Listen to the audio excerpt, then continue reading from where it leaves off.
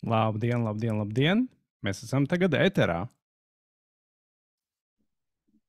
Jā, labdien, labdien visiem! Prieks redzēt, prieks, ka esat pievienojušies šodien uz informatīvo semināru, kur mēs, Codevīk un Datorium pārstāvi padalīsimies. Es gan vairāk par praktisko pusi, gan Datorium komanda un jaunieši par to, kāpēc ir forši piedalīties hakatonos un kas ir tie ieguvumi un kāpēc šo iespēju piedalīties Latvijas hakatonā 30. septembrī nepalaist garām. Pie kopīgošu prezentāciju, tad pirmajā daļā vairāk par norisi, savukārt otrajā daļā tad došu vārdu Datorium komandai. Tad tas pirmais, Latvijā norisināsies hakatons no 30. septembra līdz 1. oktobrim, un tie hakatona galvenokārt mērķis, tas viens ir, ka 2 dienu laikā dot jauniešiem vecumā no 15 līdz 19 gadiem radīt inovatīvus risinājumus, lai ieinteresētu jauniešus apgūt STEM priekšmetus, jo tas, kas izkristalizējās no Latvijā pieejamiem datiem un to, ko mēs dzirdam no skolotājiem, no arī valdības, kad ir ļoti zems skolēnu skaits, kas liek eksāmenus eksaktajos priekšmetos vidusskolā, un daudziem arī šī joma liekas nedaudz garlaicīga vai nesaistoša, tad tas uzdevums ir, lai mums būtu vairāk nākotnē jaunieši, kur izvēlās mācīties gan šīs pašas tehnoloģijas, gan dabas zinātnes, gan matemātiku padziļināt, jo tās ir tās prasmes, kas ir nepieciešamas šobrīd darba tirgu. Tātad hakatons norisināsies no 30. septembra no 10:00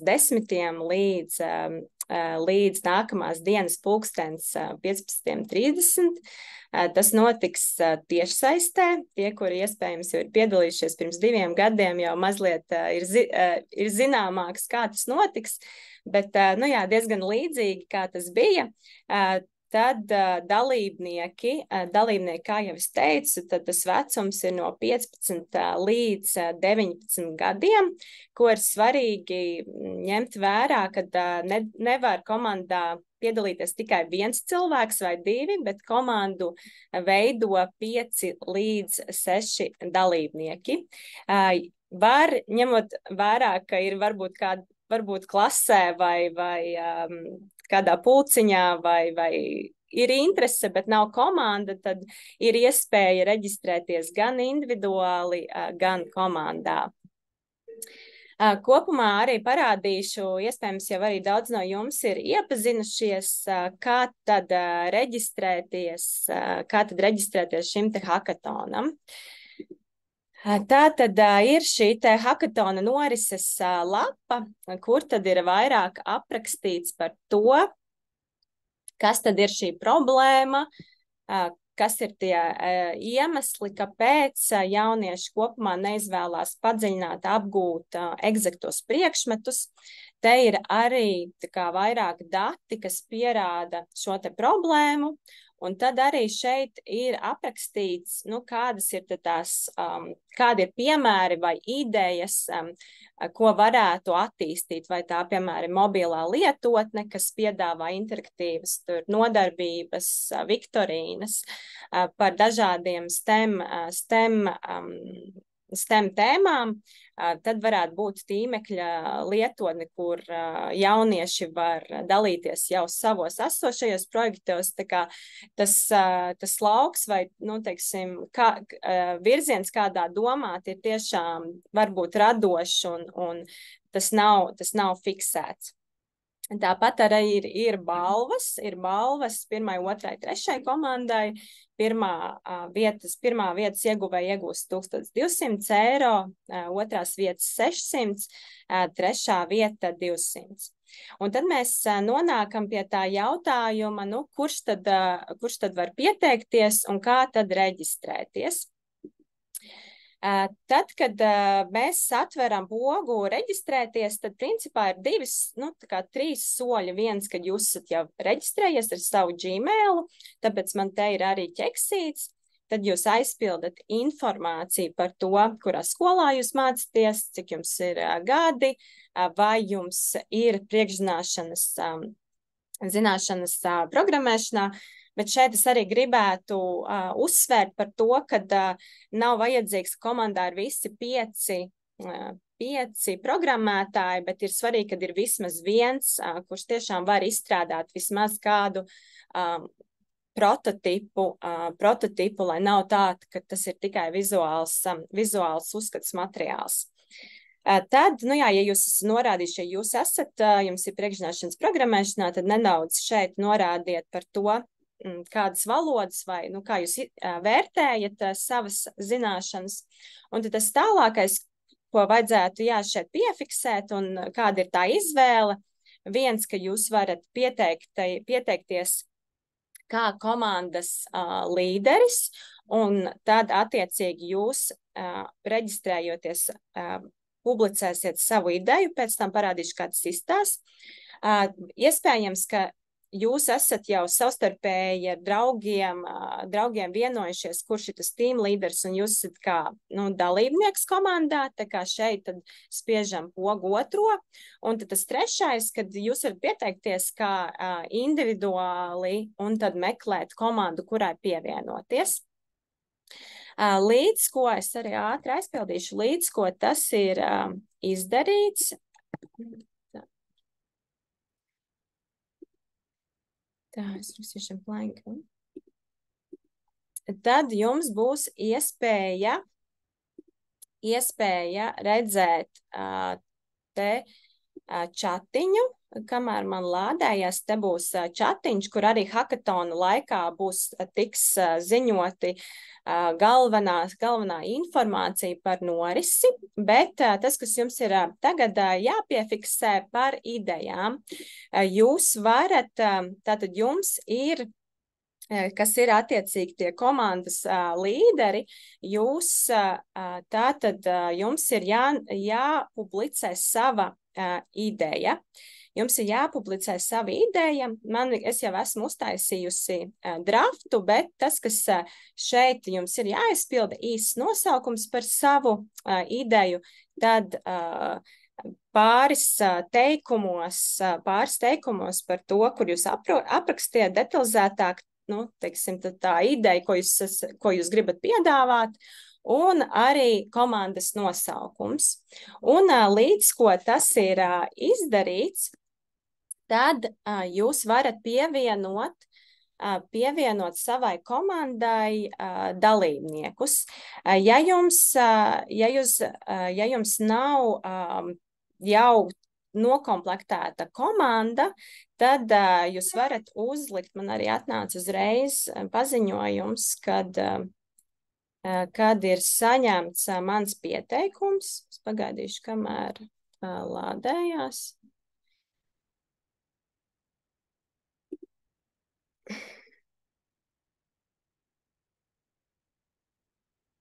Tā. Jā, kamēr man šī lapa lādējās, varu, tā, es arī te refrešošu. Tā, kur arī mana ideja ir. Tātad, šeit jūs varat ielūgt savus komandas biedrus ar e-pasta palīdzību un jau norādīt lomu. Vai arī, ja, piemēram, jums trūkst, teicu, ka komandā ir 5 līdz 6 dalībnieki, un ja jums kāds trūkst, tad jūs šeit varat pierakstīt tātad, kādu cilvēku jūs meklējat, vai tas tur ir frontends, vai backends, vai, piemēram, dizaineris, vai labs prezentētājs, kas ir tās lomas, kas jums šobrīd jūsu komandā iztrūkst. Te arī var veidot diskusiju, var uzdot jautājumus un arī balsot par idejām. Un, jā, jūs kā kā komandas šie te kapteiņi arī varēs redzēt, līdz ko kāds pieteiksies jūsu komandā, jums atnāks e-pasts, kur tad attiecīgi jūs varēsiet izvērtēt, vai tad kas ir tie pieteikumi, un tad izvēlēties, kuru tad ņemt komandā. Tā kā ļoti svarīgi, ka līdz tam 28. septembrim jūs arī esat sadalījušies pa komandām un atraduši to ideju, pie kuras jūs strādāsiet. Arī gribu, kamēr arī rādu lapu, būs arī pieejami hackathonu laikā mentori, gan tehnoloģija eksperti, gan arī no biznesa puses. Enno, piemēram, arī varēs palīdzēt labāk sastrukturizēt šo te ideju, lai tā arī būtu, ne tikai būtu labs, teiksim, tehnisks risinājums, bet arī, potenciāli komercializējams nākotnē. Tāpat arī būs žūrija. Būs šobrīd ir 4 cilvēki, kuri attiecīgi pēc tam hackathona 2. dienā izvērtēs jūsu risinājumus, bet nedaudz par pašu hackathona norisi. Tātad 2 dienas sākam 30. septembrī, līdz 28. septembrim ir pieteikšanās, kur jūs jau esat publicējuši savu ideju, atraduši savus komandas biedrus. Tad 30. septembrī mēs sākam, 10:00 čatiņā arī tiks ievietots Zoom links, kur arī būs tāda oficiālāka atklāšana un vēlreiz tā secīgi būs pastāstīts par hackathona praktiskajām lietām. Tad arī, lai tā kā jūs ievirzītu un lai tās idejas uzlabotu un lai tie risinājumi sanāktu labāki, būs arī 3 workshopi. Būs 2 workshopi 1. dienā un arī 2. dienā būs workshops, kur attiecīgi varēsiet uzzināt vairāk, kā labāk noprezentēt savu risinājumu. Tad, ņemot vērā, ka šis notiek tiešsaistē un lai skolēnus motivētu, attiecīgi strādāt uz rezultātu, tad tas pirmais nodevums būs page summary, kas ir, īsi pastāstīt par to vēlreiz, kāda ir ideja. Jums būs arī pieejams šis te templēts, pēc kura aizpildīt. Tad 2. nodevums ir prezentācija, kur jūs arī atkal sastrukturizējat un jau sīkāk pastāstiet par to, par jūsu risinājumu. Un tad 2. dienā, 1. oktobrī, jau ir, mēs lūksim nosūtīt saiti uz jūsu risinājumu. Ja tomēr komandā neizdodas izstrādāt programmēšanas risinājumu, tas nekas, jo tomēr, ņemot vērā, ka mēs gribam arī aptvert plašāku auditoriju, šis ir optional, kas nozīmē, ka var arī neiesniegt, bet ņemot vērā, ka tas tomēr ir programmēšanas nedēļas hackathons, noteikti jauniešiem būs priekšrocība tiem, kuriem būs reāli arī izstrādāts prototips.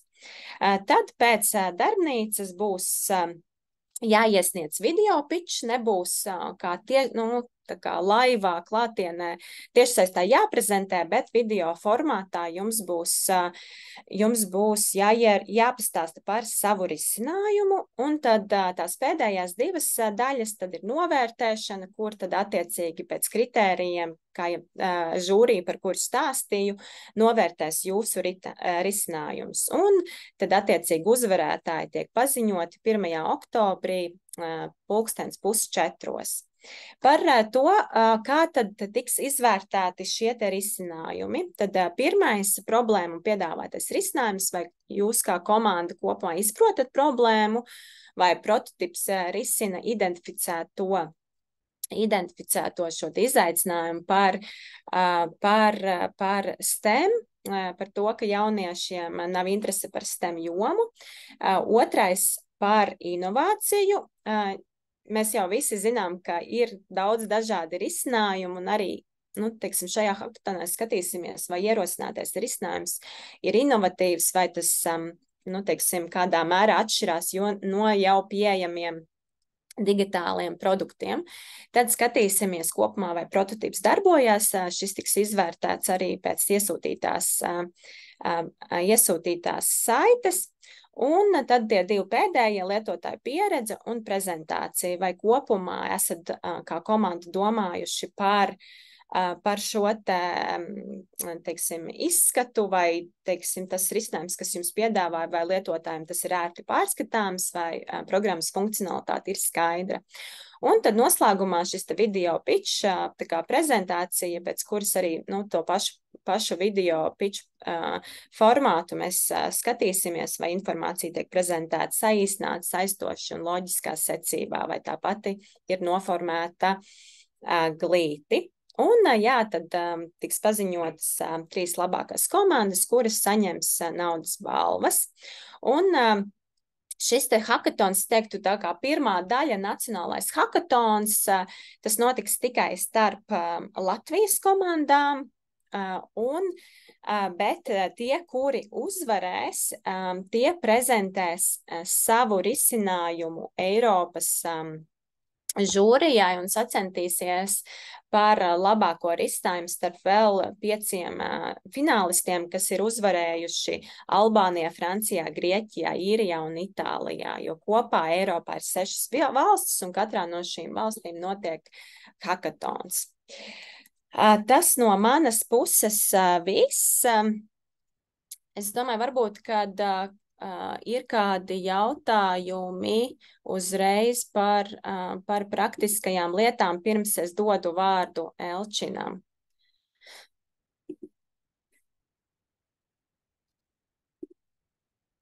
Jā, jūs droši varat jautāt jautājumus čatā. Mums ir čats, tā kā strādā, darbojas. Vēl tie, kas ir, piemēram, datoram Discord serveri, jūs varat arī atrast live stream chat kanālu. Tur arī es skatos, ja kāds jautās, es noteikti nodošu to jautājumu Lindai. Droši jautājiet par organizatoriskām lietām, par hackathonu, par to, ko visu stāstīja tikko Linda. Jūs varat arī jautājumus pēc tam uzdot, ja kas sakrāt viņus.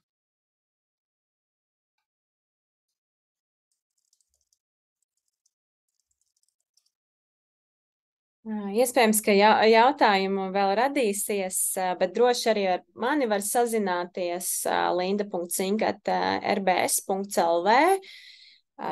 Var iesniegt šīs te idejas, publicēt idejas angļu valodā vai latviešu valodā. Tas arī tika domāts, kurā valodā labāk, bet gribam, lai valodas aspekts netraucē pieteikties, tā kā ja nejūtaties komfortabli, tad var arī latviešu valodā.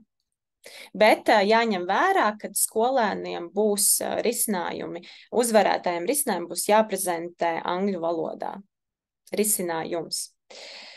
Ņemot vērā, ka esmu norunājis 25 minūtes, es domāju, ka Elčina, es varētu dot vārdu tev un jauniešiem, lai pastāstītu par to, kā jums gāja pirms 2 gadiem hackathonā un kāpēc vispār kopumā ir vērts šādā pasākumā piedalīties un kas ir tās bažas, kas bija sākumā, bet pēc tam likās, bija ļoti forši. Ok, super. Paldies, tad mēs uztaisīsim tūlīt nedaudz tāda spotlighting un pie mums pievienosies arī drīz Delfīna. Ok. Tā. Tūlīt es palīdzēšu Delfīnai iekļūt iekšā, jo tur Zoom pateica, ka viņai vajag dot speciālas permissions. Redziet, mēs tagad uzhakosim Zoomu. Tā, uzhakojam Zoomu. Viss kārtībā, tagad vajadzētu būt viss ok. Super, Delfīnā arī liksim spotlight. Linda, tur mums paliksi, vai ne? Tad mēs tev arī liksim spotlighta. Ok. Čau. Kā tu teici, man liekas, ka atslēgas vārdi ir jaunieši, jo Jā, mēs esam daudz hackathonus redzējuši, arī bija dalības dažādos, arī organizācija, bet galvenais ir, ko nozīmē piedalīties hackathonā. Vispār sāksim ar to, kā sāksim ar Robertu. Ar 3 vārdiem burtiski, ja? Kas ir hackathons? Programmēšana, komanda un gribas spēks. Ok. Delfīna, es teicu 3 vārdos, tas nozīmē, tā kā var arī 3 teikumos, principā. Delfīna, ko tu pateiktu, kas ir hackathons? Ok, no savas puses gribētu uzreiz pateikt, ka kaut gan programmēšana ļoti svarīgs aspekts hackathonā, nav jāaizmirst par to, ka jūs reklamējat savu risinājumu, tā kā ideju vai produktu. Neviens neskatās reklāmas uz televizoru, kur raksta, no kā sastāv tas produkts, kā viņi visi tur cimpelīgi to visu produktu ražo. Visi skatās uz to, cik smuki un cik kvalitatīvi tas produkts tiek reklamēts.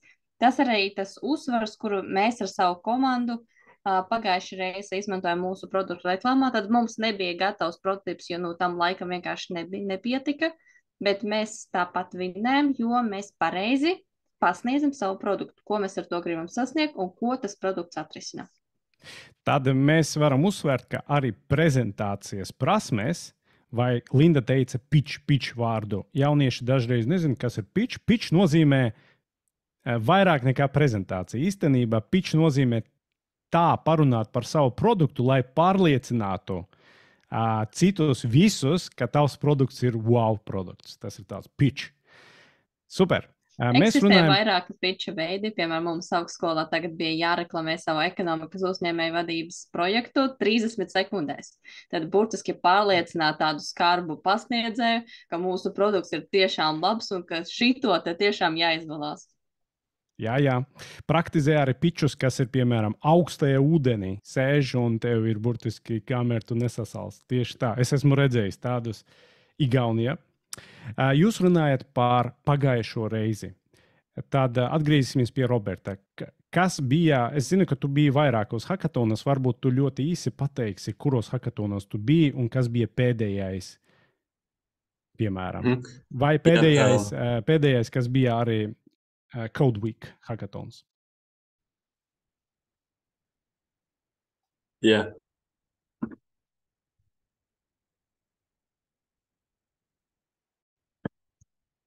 Jā, mēs tevi dzirdam, Robert. Okay.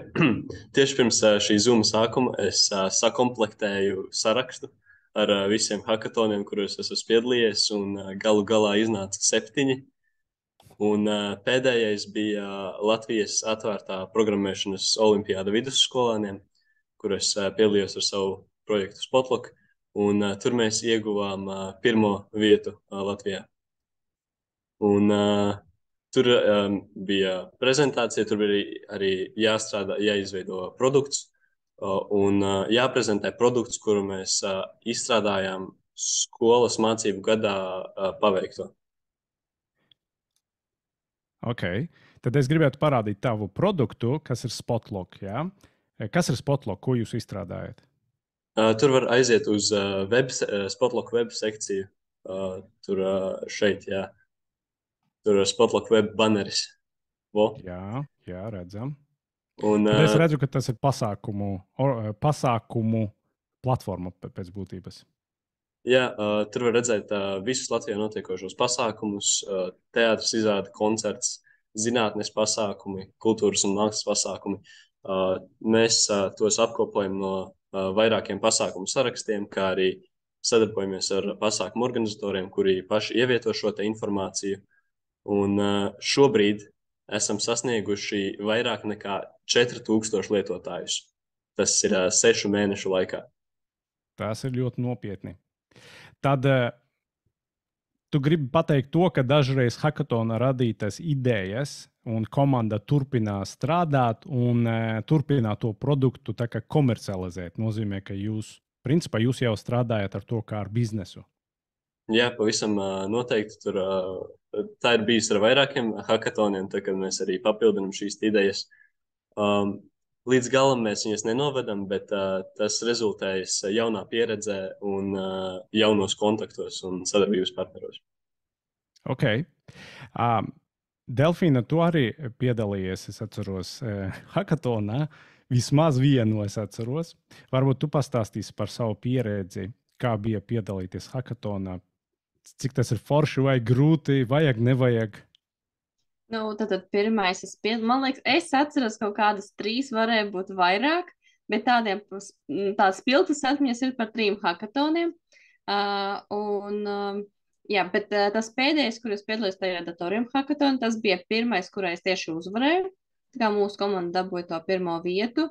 Un es gribētu arī pabrīdināt visus iepriekšēji, kas tagad klausās, ka ļoti maza varbūtība, ka var no pirmās reizes uzvarēt tikai tāpēc, ka tas tiešām ir pavisam kaut kas cits. Tas nav tas, ko mācas stundās, tas nav tas, ko tu vari kaut kādās olimpiādēs iemācīties. Šī te atmosfēra hackathonā, viņa ir tiešām kaut kāda savādāk nekā visas pārējās pasākumi, kuras esmu piedalījusies. Tad tur izdomāt ideju būtiski vajag pa dažām minūtēm, lai tu varētu jau uz sākumā sākt strādāt ar savu projektu, un tev ir dot tikai 2 dienas. Tad tas ir ļoti maz no programmēšanas viedokļa, lai kaut ko tādu fantastisku uzbūvēt, un tev to visu jāpaspēj, jāizdomā biznesa plāni, jāizdomā prezentācijas, kā jūs to visu pasniegsiet.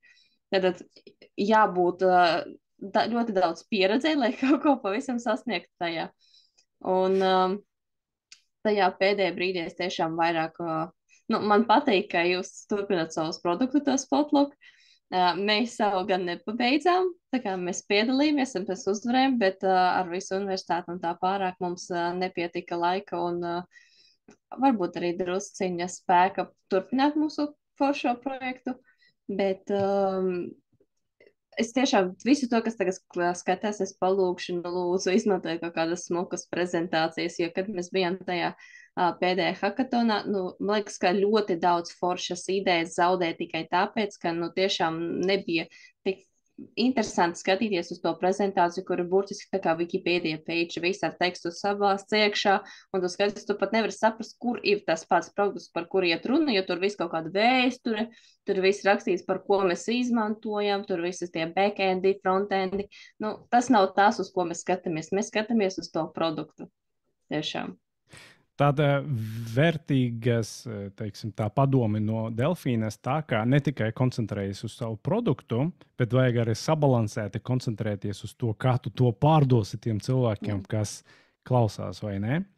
Delfīna, teiksim tā, tu teici, ka tas ir savādāk nekā skolā vai augstskolā māca vai olimpiāde. Tu jau pieminēji to, ka tad mēs varam pateikt, ka hackathons ir vairāk praktiskāks vai tuvāk dzīvei, tuvāk, biznesam, vai tas ir vairāk tā kā teoretiskā lieta vai lietišķā lieta, kā tev? Tas tiešām noteikti, jo tas vislielākais izaicinājums hackathonā ir tas, ka tu atnāc uz to kursu, tu nezini, kāda būs tā problēma, kuru tu risināsi, un tad tev būs uzreiz kaut ko jāizdomā uz vietas. Un nevienmēr tev ir uzreiz tā bāze, tas tā kā zināšanas bāze, piemēram, tu nezini, kā tur darboties ar datubāzēm, bet tu izdomāji atrisinājumu, kuram ir nepieciešams izmantot to datubāzi. Un tas lielākais izaicinājums ir tas, ka tev ir jāiemācās tajās 2 dienās ne tikai produktu jāizveido, bet jāiemācās visu to, ko māca stundās tā plēnītēm, pamēram un tā. Super. Robert, man tev būs jautājums par hackathonu. Es atceros, ka tu arī piedalījies hackathonā, kas bija Code Week hackathons, par ko tieši tagad Linda stāstīja. Un, starp citu, Linda arī bija viena no organizatoriem, es atceros tajā brīdī. Padalies ar savu pieredzi. Es zinu, ka jūs vinējat 1. vietu, tad viegli, protams, ka nebija. Es atceros, visi skatījās, kas būs, kā tas notiek. Tur bija diezgan spēcīgas komandas. Es domāju, ka visi ir vinētāji no tā, tāpēc, ka visi piedalījās un ieguva pieredzi, bet, protams, ka jūsu komanda bija labākā. Pastāstīja varbūt pāris vārdus par šo pieredzi. Ja tu atceries, protams. Jā, tur mēs savācāmies komandā 6 cilvēki. Visi no Datorium komandas, mēs tur bijām strādājuši pie vairākiem citiem projektiem. kopā, un tad mēs noformējām komandu un pieteicāmies, un tad notika maģija. Mēs visi tur uzbūrām savas idejas, uztaisījām Tinderi priekš darba meklētājiem, un mēs programmētāju komandu, mēs vispār negulējām. Tur iznāca izdzert kādas 4 kafijas un 2 augstās dušas paņemt. Un tas nebija viegli. Un jā, viennozīmīgi noderīga pieredze. Mēs arī ar komandas biedriem no tās komandas veidojam arī šo spotloku un attīstam to arī tālāk. Tu saki, ka ir tā, it īpaši tu pateici tā, nebija viegli un tāda pauzīte. Es domāju, ka tajā pauzītes laika tu visas šis sāpes nosacīti atceries, bet vai bija arī fun elementi? Un ko tu atceries, kaut kādus fun elementus vai fun facts par to? Fun elementi bija tad, kad mums kods nestrādāja, tur viņš lagoja un visi programmētāji tur mēģināja kaut ko strādāt. Mēs bijām vēl Visual Studio Code live share, kas ļauj vairākiem programmētājiem rediģēt vienu kodu, un tad viens tur kaut ko sajauc, otrs kaut ko sajauc, un tad mēs visu laiku brīnamies, kāpēc tur nestrādā kods, tāpēc, ka visi tur programmē vienlaicīgi vienā failā. Un tāda situācija arī bija. Tas bija bez versiju kontroles sistēmas, jā, uzreiz visu kopā vienā. Skaidrs. Gribu atgādināt, ka ja kādam ir jautājumi, jūs droši varat rakstīt jautājumus čatā. Mēs tos jautājumus redzēsim un labprāt atbildēsim. Arī gribu teikt to, ka mēs ierakstam šo pasākumu, un jūs varēsiet, protams, ka pēc tam parasti diezgan daudz cilvēku skatās pēc ierakstus. Es vēl gribēju piebilst par pašu svarīgāko, manuprāt, ko es ieguvu no iepriekšējā hackathona. Tā noteikti bija komanda, jo mēs savācāmies visi kopā, pirmo reizi strādājām pie viena projekta, un tagad mums tie cilvēki nodara un kontakti, un mēs varam strādāt pie arī citiem lielāka mēroga projektiem. Tad mēs varam arī to papildināt ar to, ka tu arī iegūsi labus kontaktus. Īstenībā tu jau strādā ar cilvēkiem, tu jau zini, kā katrs cilvēks strādā, ko var darīt, ko gaidīt no šī cilvēka konkrēti, jā, vai ne, kādas prasmes. Un tas ir ļoti vērtīgi. Es zinu, ka jūs abi divi pieminējat komandu. Un tagad Delfīnai tāds man būs jautājums Delfīnai. Ko nozīmē komanda? Hackathona kontekstā, protams, ka var arī plašāk par šo tēmu. Manuprāt, komanda būtu biedri, kuri piekrīt tavām idejām un ar kuriem jums ir kopīgas idejas un jūs mērķiecīgi tiekat pie tās idejas. Tātad, ja komanda biedriem ir, ja es no paša sākuma nesarunātu visas detaļas tā, lai jūs tiešām ejat kopā pie viena kopīga mērķa, tad tur var rasties dažas problēmiņas komandā, jo viens grib tā, otrs grib citādi. Un tad ļoti, ļoti jausmās, un no pašā sākuma vissvarīgākais hackathonā ir pareizi uzbūvēt to komandu. Tad iziet ar visiem cauri, pret kad katrs dalībnieks var piedalīties, kad nevar atbrīvot visas brīvdienas šīm hackathonu. To visu jāizrunā pirms hackathona. Jau var rasties vienu reizi citā hackathonā. Es biju viena, es ļoti gribēju pieteikties, bet visi mani kolēģi bija aizņemti. Un tad man nācās izmēģināt to jauko iespēju reģistrēties vienai, un tad tev palīdz izveidot to komandu pats hackathons. Bija ļoti jautri, jo tur mums ar vienu komandas biedru bija 4 stundas starpība, un tad viņš nevarēja vienā laikā, es nevarēju otrajā laikā. Un tad mums nācās tur pa vidu atrast to zelta stundiņu, kad mēs tiešām varējām visi tikties normālajā laikā, gan viņam, gan man, un tad turpināt. Jā, kā parasti tas notiek. Bet īsumā, ja mēs pateiksim, ko nozīmē komanda. Tu teici, kā organizēt komandu, kā vajag viņus menedžēt vai pārvaldīt cilvēkus, laikus un tā tālāk. Bet ko tas nozīmē komanda? Vai var bez komandas to visu arī īstenot? Iespējams, ka var, bet kā būtu ar komandas, bez komandas un komandas nozīmē? Es domāju, ka bez komandas nevar tie tomēr, tā kā es pat pašā sāku teicu, ka komanda ir tava biedri. Tā kā tas tiešām var kļūt arī par draugiem, ar, ar kuriem jūs redzat to kopīgo mērķi. Citādi nevar. Ok, paldies.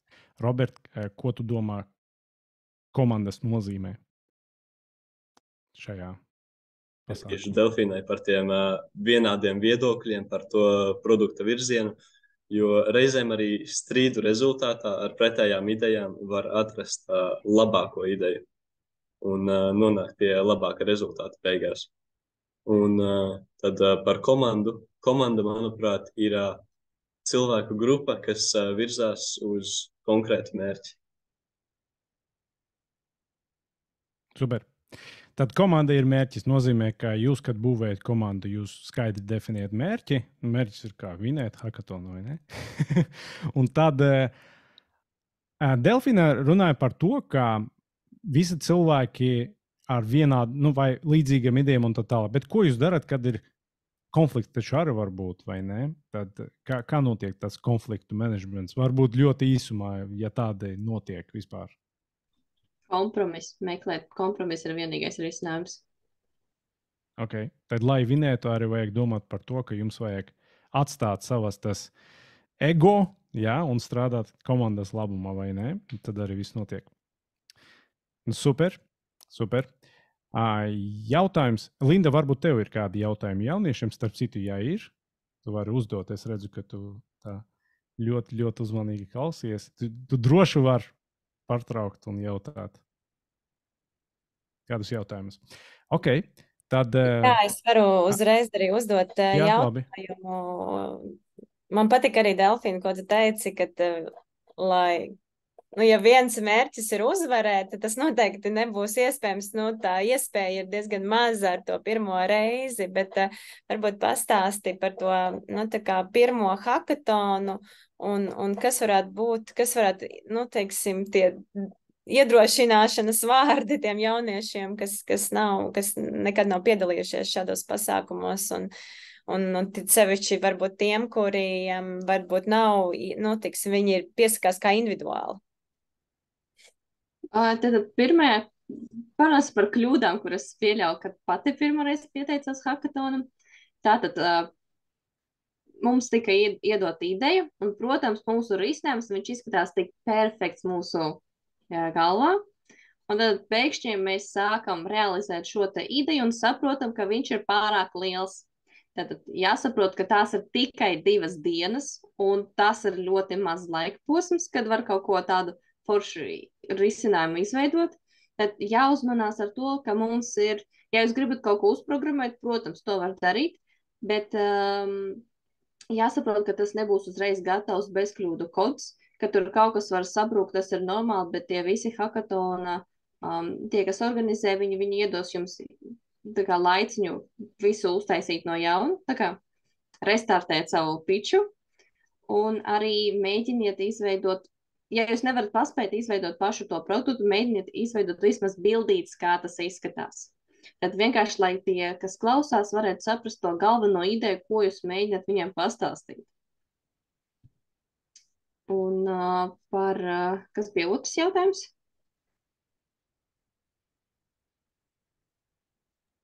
Tā otrs, kas man īstenībā nāca klāt, ko es vēl atcerējos, aizmirst par otro jautājumu, varbūt atcerēšos, kā ģenerēt idejas. Jo ar to es arī esmu saskārusies, kad ir grūti. Labi ir tā problēma, bet kā izdomāt to ideju, pie kuras strādāt? Man liekas, ka viņa nāk vienkārši, kad jūs sākat brainstormu. Pirmkārt, pirms hakatona tur ļoti bieži taisa visu kaut kādas meistarklases. Vispilgtākais, ko es atceros, viena no idejas ģenerācijas veidiem, kad tu paņem jau 2 kaut kādas eksistējošās lietas un savieno kopā. Tā kā es teicu, tu kečupu un šķērs, tu savieno kopā un dabū kečupu šķērs. Tāds tā kā paņēmiens. Bet īsnībā visi tie risinājumi, viņi nāk uzreiz, kad dzirdi problēmu, kad jūs savācaties kā komanda kopā, un tad ar katrs vispirms pasaka savu ideju, un no tām idejām, ko jūs pasakat, bieži vien var atrast to, ar ko var savienot kopā. Kaut kas uzreiz metās nost, jo tas nav iespējams, vai tas nav tik laba ideja. Tad kaut kāds no komandas biedriem piedāvā tādu absolūtu foršu risinājumu, un tad jūs sākat jau veidot vēl papildus klāt kaut kādas lietas ap šo risinājumu. Un tādā veidā tā kā sniega pika tās idejas uzkrājās, un beigās jūs nonācat pie tā risinājuma.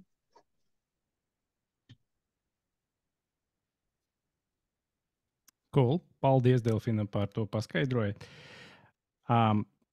Laika plānošana, teiksim, tu teici, ka ne tikai laika, bet tu teici, ka ļoti svarīga ir lieta. Ja?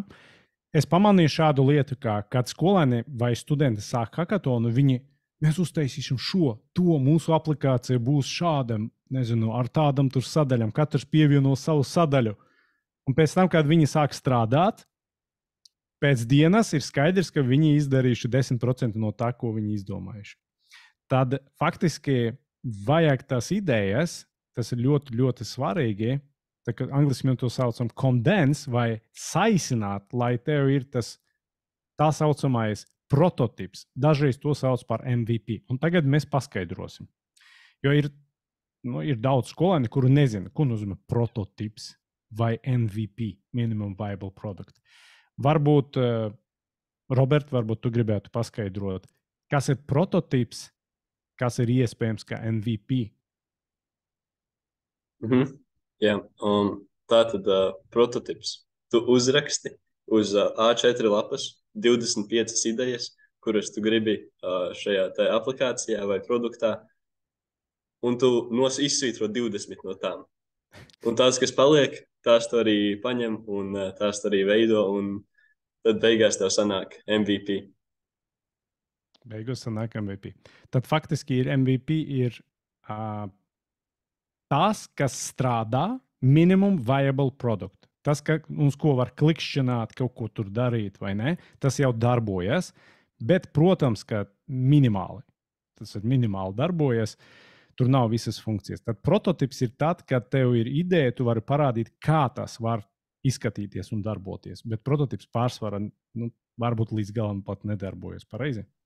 Man liekas, ka tajā prototipā ir galvenokārt jāparāda to galveno lietu, ko jūs iekļaujat iekšā. Piemēram, mums ir daudz kaut kādas Zoom aplikācijas līdzīgas, ka tu vari tiešsaistē pieslēgties, bet ar ko tieši, ja es taisu kaut kādu tiešsaistes aplikāciju, ar ko viņi atšķirās no visām pārējām. Tā kā to vienu vai divas lietas, kas atšķir jūs no visiem pārējiem. Tās visas kaut kādas papildus detaļas, ka mēs tur varam kaut kādus avatāriņus pievienot klāt vai stikerīšu uz ekrāns, un tas viss ok, tas tā kā forši. Bet tā galvenā lieta, kura atrisina to problēmu, kur jūs mēģināt risināt. Tas ir tas, uz ko jātaisa to prototipu. Ok, es uztaisīju selfie ar jums. Vēl viens jautājums par bugiem. Bugi. Jūs taču, kad taisāt, es redzēju tā, nē, mēs varam aizsūtīt šo, vai nevaram rādīt, tur ir bugi. Bugi nozīmē kļūdas kodā vai kļūdas kaut kā tur loģika un tā tālāk. Jautājums, ko jūs darat? Jūs tā kā visi bugi ir, nedrīkst neko rādīt? Vai bugi tas ir normāli? Bugi tas ir noteikti normāli, to visu var pieļaut, bet galvenais to noslēpt. Nerādiet žūrijai tur bugi produktu, uztaisiet screen recording ar produktu un tad parādiet to kaut vai. Bet galvenais, ka tur nenokrāš šo aplikāciju. Jūs parādiet tā kā labāko un par sliktāko jūs nerunājat vispār. Man liekas, ka jau iet kaut kādu otru dienu tam hackathon, tad pirmais, ko tu dari, kad tu redzi kaut kādu bugu, tad tu vienkārši atslēdzies, mēģini drusiņu paraudāt, uzdzert kafīņu un tad sāk no paša jaunu visu taisīt. Saprast, kur tieši to pieļauj kļūdu pēc tās 1-4 stundām programējot. Jā. Tad, draugi, no bugiem baidīties nevajag. Tas ir normāli, ka viņi var būt. Un tie, kas vērtē, tas ir piemēram žūrija un tā tālāk, mēs ļoti labi saprotam, kā tev varētu būt bugi. Jo tu izmanto YouTube, Instagram, TikTok, whatever you name, jā, Gmail, tur arī ir bagi. Es neteikšu, ka bagi tas ir labi, nē, bet mēs saprotam, ka tur var būt kļūdas, un ja tev ir kļūda, protams, ka tu maksimāli mēģini novērst to kļūdu vai kaut kāda veida, lai viņi neparādās vismaz tajā laikā, bet nevajag no tam baidīties, kā viss man ir kļūdas, tur viss slapji paliek. Es esmu redzējis, tā pat var gadīties. Tāpēc esiet droši, galvenais, kā tu labosi tas kļūdas, nākotnē vai nē, nevis tā, ka tev ir kļūdas. No kļūdām vispār nevajag baidīties. Ok, varbūt mēs jau pakāpeniski sāksim noslēgt šo sarunu. Sāksim, varbūt, Robert, ko tu gribētu pateikt jauniešiem, kas domā, varbūt gribu, varbūt ne piedalīties hackathonā? Viņi vēl nezina, grib vai negrib. Jā, noteikti piesakieties. Tā ir lieliska pieredze strādāt komandā, iegūt jaunus kontaktus, un, kas zina, varbūt nākotnē jūs arī sastrādāsieties un veidosiet arī citus projektus. Un, jā, noteikti piedalīties. Delfīna? Tātad pieteikties ir obligāti. Tie, kas grib vinēt, pieteikšanās ir obligāti. Un tā nav tikai viena reize. Ja vienu reizi nesanāca, mēs meklējam kaut kādu citu hackathonu, gaidam nākamo gadu, piesakamies vēlreiz. Jo vairāk jūs mēģināsiet, jo vairāk žūri jūs atcerēsies, un jo vairāk jūs iegūsiet pieredzi. Tad jums sanāks ar katru reizi ar vien labāk un labāk, un jūs sapratīsiet, kur ir jūsu stiprās puses. Tātad, ja jums padodās vairāk programmēšana, jūs saprotat, ka jūs varat pa tām dienām ar vien vairāk un vairāk saprogrammēt, un katru gadu jūs ejat ar vien tālāk un tālāk savā izvēlētajā jomā, vai pretēji jūs saprotat, ka tas nav baigi tas, kurā jomā es esmu tik labs, bet es esmu vienkārši speciālists pičos, es taisu vienkārši fantastiskas prezentācijas, un tie cilvēki arī ļoti svarīgi ir hackathonos. Super. Linda, varbūt tu gribētu pāris vārdus iedrošināt? Noteikti, man liekas, viens ir nepamēģinās, neuzzināsi, un kas redzot, kas notiek pēc tam ar jauniešiem tālāk, pēc tiem hackathoniem, ka tas hackathons iedod tādu pārliecību, azartu, turpināt ar lielāku interesi mācīties programmēšanu vai vispār kopumā piedalīties konkursos. Un man liekas, ka Roberts ir labs piemērs gan caur Datorium skolu, gan caur šiem konkursiem, kurš reāli ir attīstījis savu produktu, kurš jau ar iespējams Roberta palabo pirmajiem klientiem, un man liekas, ka tomēr jaunieši diezgan daudz arī domā par saviem startupiem, tā kā šis ir tāds riktīgs, tā kā starta punkts, un ja jūs tiešām domājat, ka jūs sevi jūtat uzņēmēju darbības garu vai gribat kaut ko vairāk, tad ir vienkārši jādara un jāpiesakās. Super, paldies, Linda. Es arī savukārt gribu pateikt to, ka mēs ar daudz jauniešiem esam strādājuši un arī strādājam. Ar Linda ir ļoti liela pieredze strādājot jauniešus. Man ir liels prieks, ka mēs sadarbojamies šajā jomā. Tas ir hackathonu popularizēšana. Linda ļoti daudz dara, lai arī organizētu šāda veida hackathonus. Ir arī, protams, citi hackathoni. Tos var sameklēt internetā. Drīz būs, mēs informēsim arī savā Discordā, informēsim Datorium serveri. Gribu teikt to, ka tieši tā, es pilnīgi piekrītu ar pārējiem. No savas puses varu pateikt, ka ir starpība starp cilvēku, kas piedalījies hackathonā un nepiedalījies hackathonā. Tas nenozīmē, ka cilvēks kļūst labāk vai sliktāk, ne šādas kategorijas, bet prasmes. Prasmes šiem cilvēkiem ir jau citā līmenī. Pēc 1, 2, 3 hackathoniem tev būs, piemēram, 19, 18, 17 gadi, un tev jau būs pieredze darbā ar produktu, darbā ar cilvēkiem un darbā ar auditoriju. Tas ir tie cilvēki, kuru varētu nopirkt. Tā ir tiešām ļoti vērtīga pieredze, un tas ir to, ko es redzu, strādājot ar jauniešiem ļoti daudz. Tāpēc, lūdzu, tā ir vēl viena iespēja. Tā kā vēlreiz Linda atgādina, kad notiks un kad vajag pieteikties, un mēs tad noslēgsim šo mūsu sarunu. Jā, pieteikties līdz 28. septembrim mājaslapā Event Tornado.